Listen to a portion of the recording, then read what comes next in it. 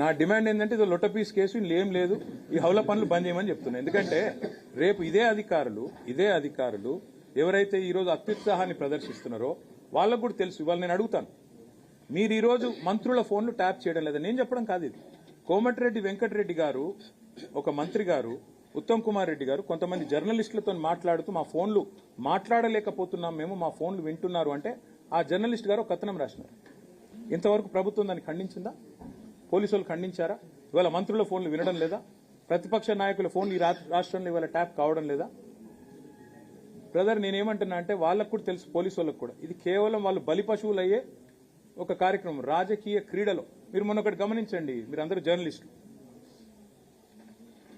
ముగ్గురు మంత్రుల మధ్యన పంచాయతీ, ముఖ్యమంత్రికి ముగ్గురు మంత్రుల మధ్యన వాటాల పంచాయతీ. బలైంది ఎవరు? ముగ్గురు జర్నలిస్టులు. మా దొంతు రమేష్ గారు, సుధీర్ గారు, పరిపూర్ణచారి గారు మొన్న వాళ్ళు అరెస్ట్ అయింది. అసలు వాళ్ళందరూ బాగానే ఉన్నారు. అసలు కథ ఏంది? కాంగ్రెస్ పార్టీలో ఆధిపత్య పోరు, అంతర్గత పోరులో ముగ్గురు మంత్రుల మధ్యన వాటాల పంచాయతీలో ముగ్గురు జర్నలిస్టులు బలి.